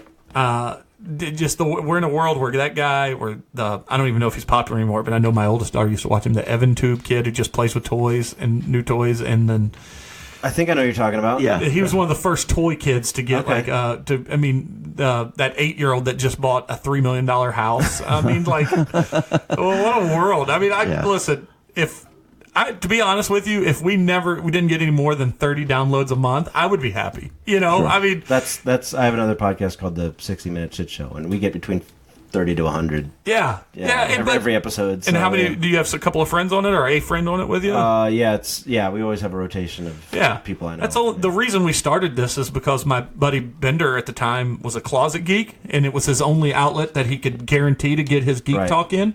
And for me, it just solidified away. And to be honest with you, too, it even morphed into a thing. I said the flop earlier. We call my wife the flop because when she joined the podcast, we called her the first lady of podcasting. So people have thought it was an insult. I'm really glad you explained that. Yeah, but I was and curious. It does come out like I'm insulting her, and like I would never say it when she was down here. But no, she's embraced it. I never asked her to be on the show. It just kind of organically happened. But even now, it allows me to have conversations with my wife that I know she otherwise wouldn't have had before. That's amazing that you're able to do that. And it's got me to get her to try things that she's not a comic book fan. She's not a Marvel movie fan. But by God, she loved The Boys on Amazon Prime. a She great thought it was show. great. Show is next level. And she even, and this podcast has also even opened her up to things like, and it's not like she wouldn't like it, but we talked about on the last episode, it's not that she doesn't like them. She's one of those people that just doesn't do well with accents in TV and movies. But I got her to sit down and watch Fleabag, and it may be one of my favorite shows of all time. Yeah, I'm seen that actually ironically hovering around the same dilemma. If there's a harsh accent, my gal's a hard time understanding Yeah. it. But I've also been told to watch Fleabag, So You will never. I think, and I could be wrong. It might have been. It was either Joss Whedon or maybe Mark Waid. Someone very, very much in the geek industry, geek culture icon, put on Twitter. I'm gonna paraphrase because the way they did it was much funnier, much more eloquent than I'm going to say. But I imagine this funnier. They essentially said, "Well, great. Now because of this show, I can never write a story where a person breaks the fourth wall because you will never see a better use of breaking the fourth wall than the second season of the show." Awesome. Really? Yeah. Oh my god. Huh. And you gotta go home and watch it. Right? The only service scene is I that on? saw it was HBO. Amazon Prime. Okay. So it was BBC in 2013, and then they signed a deal with Amazon Prime, and they re-released it here, and then they did the second season together, and it just dropped. And it's not a huge investment. If you watch the entire 2 seasons, they're 30-minute episodes, 6 episodes each season, 6 hours of TV. Wow. And Okay. it's so In gratifying. typical BBC fashion. Yeah, so gratifying. The only segment I saw was when she tried to make her friend feel bad for her bad haircut. So they went to berate the barber. That's her sister. Yeah. And the barbers pulled the picture out of the trash can, and her haircut matches the picture exactly. And they just turn around and leave. So sorry. Yeah, the good thing about the show. What's so great about the show, and people probably now I mentioned it 3 episodes ago. We've reviewed it big time last episode, and now they're gonna be like, Jeremy, we get it. We're gonna watch the goddamn show. I mean, it really is so good. There's so many. That's her sister. Mm-hmm. She has a weird relationship with her sister. She has a weird relationship with her priest. She has a weird relationship with every friend. Her parent. I mean, and in it, those people also have awkward relationships together. There's so much going on in it. It's hard to believe they do so much good character development in a 30-minute episode. Well, I just watched I just finished The Boys, so this will be my next one then. I told someone that The Boys may be my favorite comic book to live action that has ever changed so much from the original source material. It did change a lot. And it all worked. Okay. It all worked really well. I didn't read the original, actually. I read the first 3 omnibuses, and that plot twist at the end, we won't ruin it for anybody, but that's not in the book. Interesting. Yeah, Okay. and the and it's the little things like Elizabeth Shue's character is actually a guy who is alluded to be very powerful. We don't know why, and he has the vice president of the United States in his pocket, and that's how they're trying to get him into the government. Right. But it's so different, but I don't know that I like it better than the comic, but I see why people would. I mean, it's a Garth Ennis comic too. Preacher's one of my all-time favorite series. Yeah. And when when it started in the 90s, the world was a way different place. Yeah. So when I recommend it to people now, and they're like, "I don't know about this book," I go, "I get it. Yeah. But it is very good. Right. You got to let it run its course." Yeah. So this is so let's get back to Butcher Queen real quick. So this is because it came from Dead Palace. Mm-hmm. Yep. So this is a finite story, I'm guessing, in this hardcover. Semi. There have been talks of keeping it going. That's what was my question. Is it something that could keep going? We just It's designed as such. Yeah, it's so what happened was in the Dead Palace, when Ink and Drink Comics, we should maybe talk about that a little bit. They had these anthologies. It's the St. Louis Publishing company, organization, and they release 2 graphic novels a year, anthologies. Each one has a different theme. And Butcher Queen was born in one of those anthologies. I think it was a sci-fi one, maybe? Or war, or was there a detective one or something like that? I'm not sure. Maybe sci-fi. I'm not sure, but it was definitely in an anthology. Yes, yes. We don't know what kind it was. We can agree on that? Yes. We can agree on that, yeah. And so we did it was her origin story, essentially, you know. And when we did the Dead Palace, we kind of we put that story in our anthology and then did a 2-parter called Bone Covenant, which kind of furthered her story. And that's what we sold her, that's what we talked to Red 5 about, and they were into it. This 4-part story, it is a continuous story from 1 to, issue 1, 2, 3, 4, but we are wanting to go beyond that. And the way that it ends, I'm not going to spoil anything. Yeah, don't. Yeah, we'll definitely get it. There is a way forward, and it's there's lots of ideas popping. That's what we're really hoping for, that we can big continue world it. with a lot of strife and chaos. Yeah. And yeah, there's plenty of options, but it's just a matter of sales, I believe, to see if Red 5 wants us to keep going. And the people are into it. You know, so far, you know, her stories in the Dead Palace were one of the highlights for a lot of people, and people really like the character.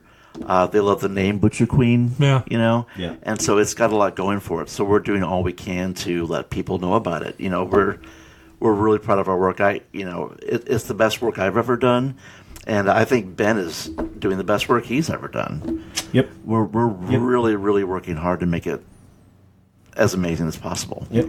And the Kickstarter, is it still live? No, that ended back in That's what I thought. April or May. Yeah. Okay. So now people are left with, is it available to pre-order? Yes. Through Red 5's website? Yeah. Book 3 actually just landed today or yesterday for pre-order. So the whole series is just about out. Awesome. And it'll start seeing through it in Diamond, September. through previews, any shop. And actually, Newsarama posted a 5-page preview. Oh, that's awesome. Of the first 5 pages, yeah. Awesome. So we're getting the word out, you know, and it's been a really, really gratifying experience. I love writing this character so much, you know, that I'm just dying to do more. So we're really beating the drum to let people know about it and that, you know, that it's out there and pick it up. Is there any more? Are you like daily writing ideas? Are you putting things down that you know you'll revisit? And Yeah, every day. every day. So, Yeah. For me, when you see a war movie with, say there's like a small town, and then they look up on the hill and there's a line of soldiers with all their banners and horses and spears and stuff like that, that's the reviews. And I am the town. And I'm just waiting for the horn. Yeah. And then we'll see what happens. And I can understand that, you know. For me, you know, growing up, I did like a lot of theater and, you know, put out CDs and stuff. So when it comes to reviews, it's like, you know, what happens. That's the way it's been in the past. Now you're right with a book that's coming out all over the place. It's a little different. You're hoping that the loud people like it. Do you know when the reviews will start coming out? Will they? I don't remember. I always know it seems like just before the first week or so. It's when CBR and all of them start putting stuff up. I know Red 5 is sending out advanced PDFs to people. I actually already have. Oh, okay. And I don't know if there's any embargo attached to that. So I'm just going to assume they're going to start rolling out on launch day. That's another interesting part of the social media world that we live in, this echo chamber of reviews that you have to avoid. It's good to hear that people still anticipate real reviews. Yeah. Because you know each one of those reviews will have a plethora of shitty reviews underneath it from just people that just want to hate for hate's sake. Sure. Those are the ones you ignore. But I don't know how I'm going to handle comments. If I ever have to deal with internet comments, I don't know what's going to happen. Right. Yeah. I assume I'm an adult now. I'm mature. That's I a big walk assumption. away from arguments. And that's a big assumption. It's like Jane Silent Bob. What the fuck's the internet? Right. But you know, honestly, right now we're really just deep in the thick of it right now, creating the book. And so me personally, I'm not that worried about it, and I'm only halfway done. Oh, okay.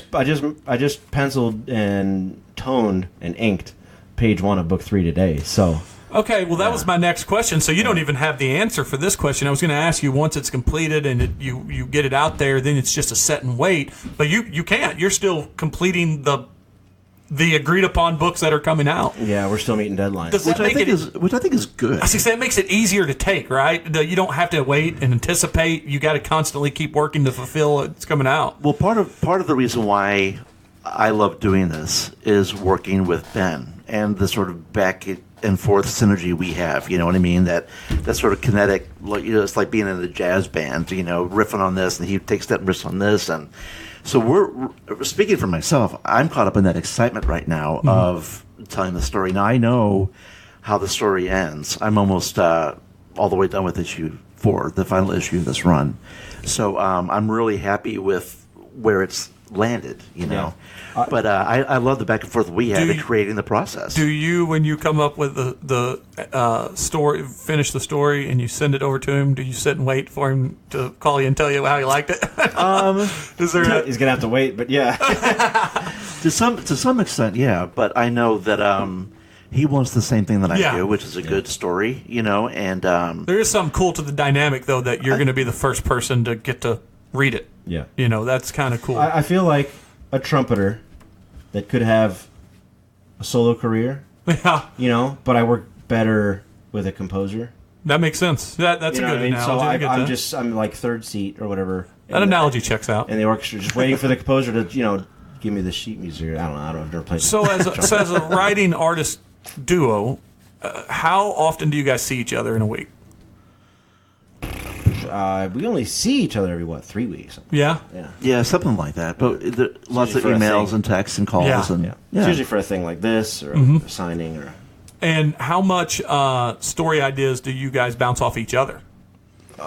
All of it. Yeah. There's some things. I'd say at least 65%. I just let Jim just go whatever, Yeah. But if it's But it works both ways, though, because when I'm writing the script, we've talked about this before, if there's like an action sequence, I'll be like, here's a dialogue, here's basic beats, Right. but then you just go crazy. Yeah. You know what I mean? And that's part of the fun of it, I'll inject my nerd knowledge on militaristic and vehicles and Yeah. technical stuff when I feel like it's necessary.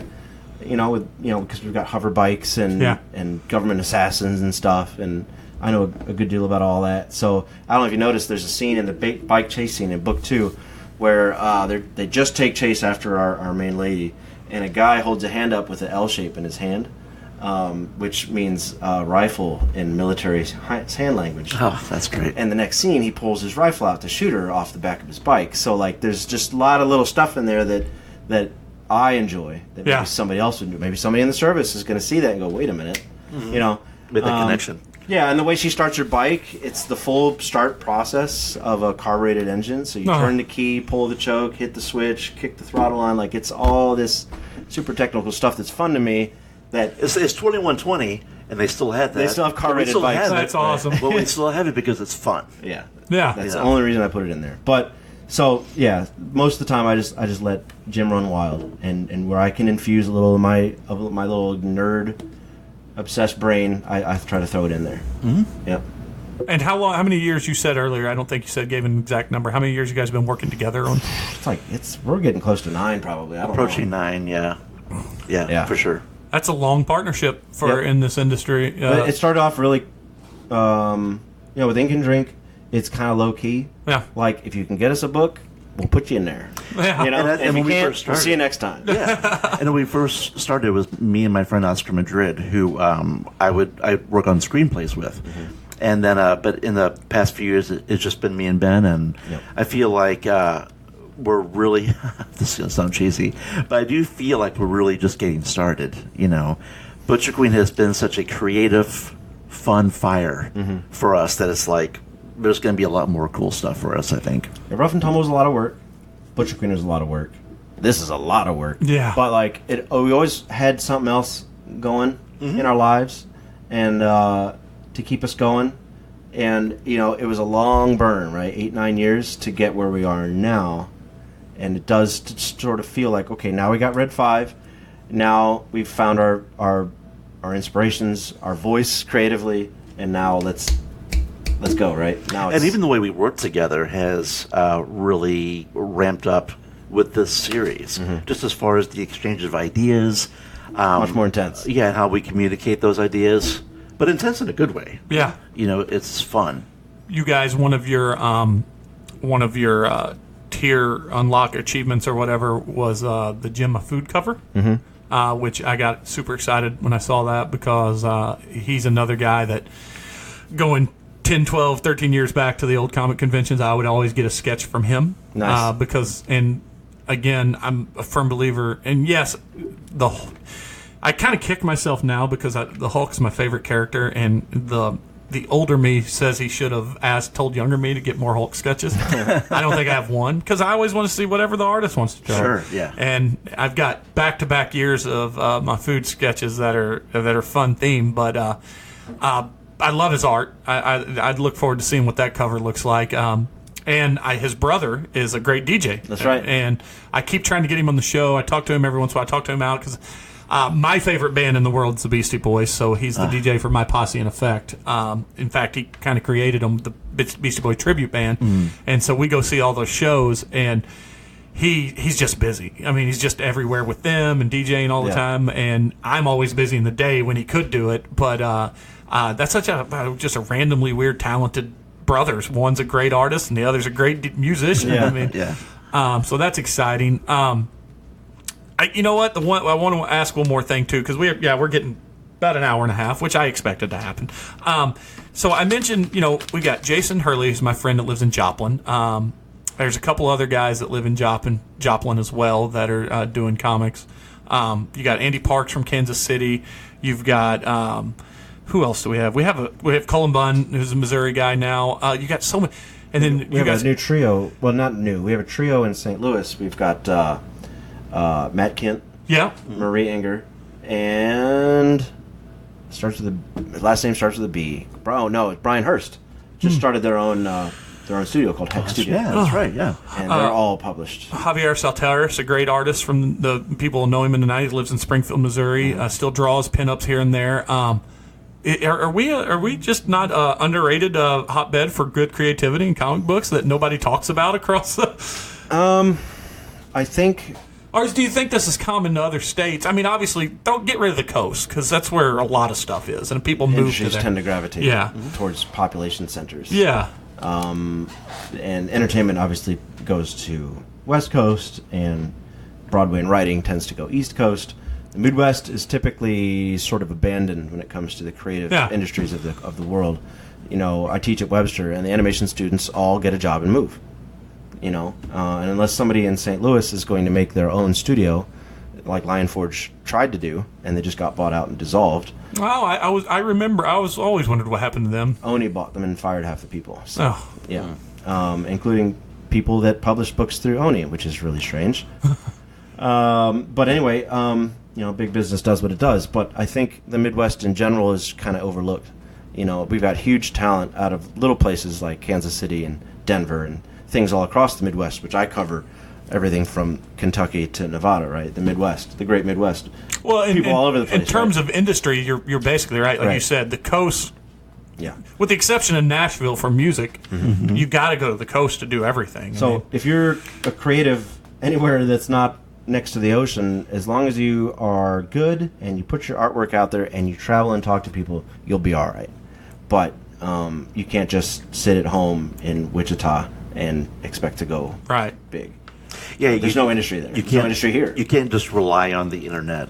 The internet has made the world smaller and has created opportunities for people, but you do have to travel. Unless you're just an internet mastermind, and they're out there. You're posting 25 to 50 posts a day on all the platforms, and you're just a monster. Which I don't know how you could do that and produce comics. Yeah, maybe you get your little brother to do it or something. But unless you do that, you have to go travel and talk to people. How many shows a year do you guys do? Like what? Conventions.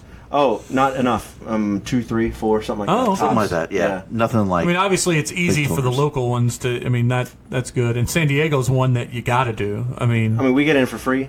Yeah. So it's just a matter of getting there. Yeah. So we still spend $500,000 to go have fun, but we're planning on we're slated for C2E2. We don't know if that's going to happen yet because it's a lottery.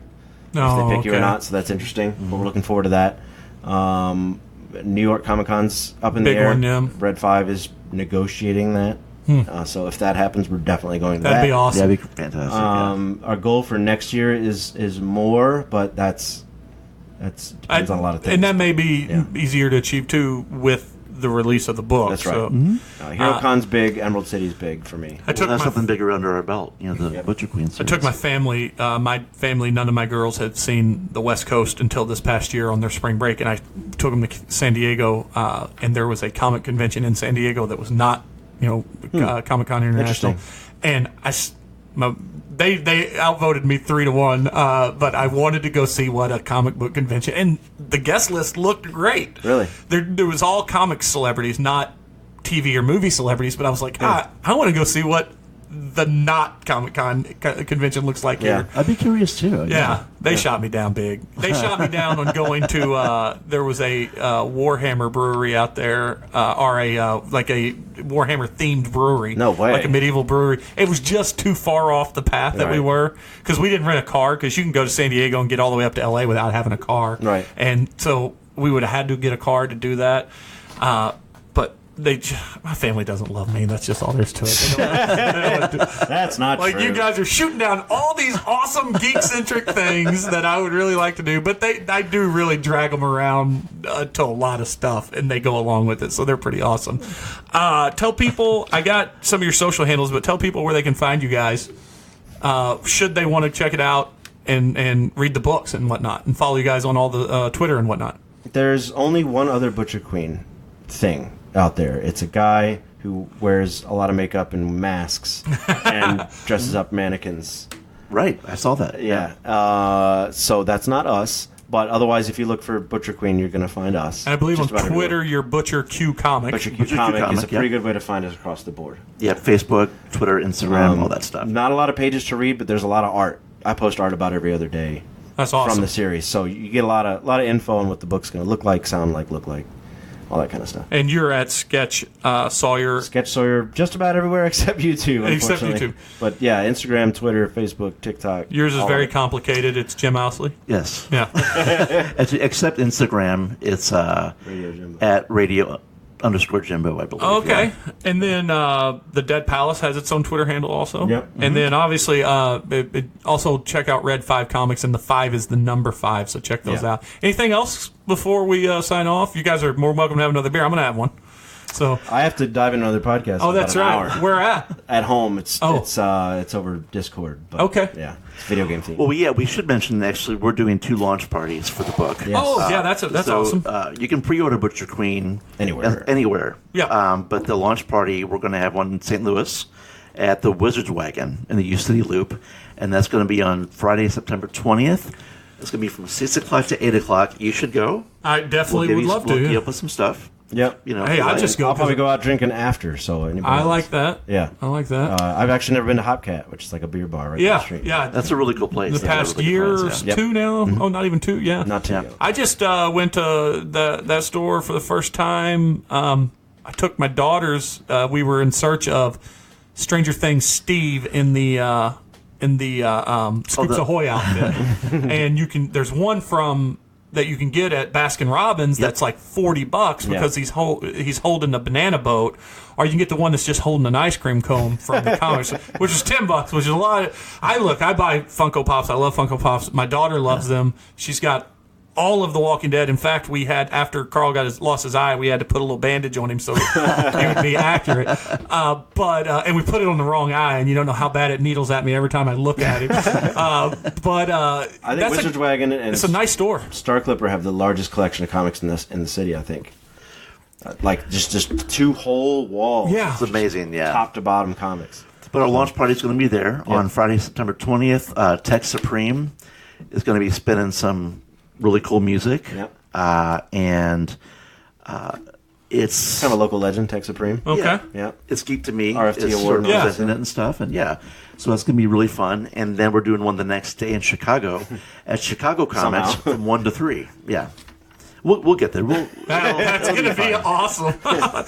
So you're going to go out, drink, and then sleep for a few hours. He doesn't drink, so Yeah, yeah. He doesn't Luckily, drink. you've got a built-in driver. So, but that's awesome. Well, I hope it. I guess I should. Last thing I want to say too. How well did the Kickstarter do on this book? Did it? How much? What's it, 110%? 110%. That's awesome. Yeah, So yeah, not gangbusters, but good enough. You know. absolutely. It's a world where 110 is not. Well, 110's good. I believe statistically it's improbable. I know. I'm sitting there sweating like when we hit 100%. Like yes. Yeah. So yeah, anything beyond that is gravy. you Yeah, know? I mean Kickstarter's full of like 200, 300, 600%. I've seen it. In fact, I've backed some of those. Right. One of my favorite comedian/drinking guys, a person named Zane Lamprey, that had a show called 3 Sheets, and then he had a show called Drinking Made Easy, just going around to different places, and he makes clothing outdoor, like hoodies and hiking gear. And I've backed all of his jackets, and I just backed his backpack. And his backpack is the most successful backpack baggage that's ever Kickstarter's ever launched. So, wow. But well, I'm so glad you guys came on. Us too, man. Like I said, it's weird in the small world we run in that I found out that we know common people, and right. And like I said, you guys were. I don't know if you get enough stories like this, but when I bought that book from you a couple years ago, you guys were super cool at the convention. You were very likable, and thanks. So. And that's saying something, because I mean, $20 is not a lot of money, but when you do put down $20 and the people take their time to actually talk to you about it, that's worth it. So, there's no other way to do it, man. Yeah. I mean, we both had our fair share of jobs that involve working with people, so that's I think we're pretty good at connecting with people on the show floor and pouring our heart out and cracking a few jokes and making eye contact. Yeah. And that's not common in the creative industry, whether you make video games or comics. You typically like to keep to yourself and not make eye contact. Yeah. Yeah, and also I think you some people, when you go to the conventions, some people are very, very aggressive and Too aggressive sometimes. maybe too aggressive and so busy, and we're just like hang out. We legitimately want to talk to you and find out what you're into as well, because we could learn something. Make as your well. convention a good time, I Yeah. always take my girls, and my girls will get close to every table, which isn't open, and I always encourage you. They hold their hand out and just like tap everything as they walk. Well, no, but they encourage the discourse with the people, and Yeah. I've always told them, I said, don't feel scared or whatever, but it's always funny to me because I'm a giant person at 6'6", 270. So when they're talking to them, and then I come up, you can see there's a split second where that person has to decide, should I continue to be nice and make over eye contact so they know that we're being nice to his daughters, or should I just go about my business and leave them alone? I don't always talk. I talk to anybody. I wouldn't have started a podcast if I didn't like to talk to people. Exactly. So. Yeah, this podcast, I've listened to a few episodes now, and it's so good. I mean, you really know how to. That's a very specific skill to be able to keep it rolling and keep talking. And My wife would tell you that it hasn't improved my listening ability, but that's just because her voice sounds a lot like white noise in my world. If you're with somebody long enough, it's really hard to stay focused. She's I like understand. Niagara Falls, man. Like I said, I'm happy you guys came on. I definitely we're going to make the September 20th thing happen. Awesome. That'd be great. Because there's two things you mentioned that I like. Well, three. The comic book, music, and drinking after. That's all in my wheelhouse. I need to start talking about that. Thanks for coming on. Now, you need to get out of here. It's a hard out, so let's go ahead and wrap it up. And everybody check them out. I'll link everything on the socials when I release it. And thanks, guys. Thank you so We're going to much, play our man. music now. So. All right, thank you.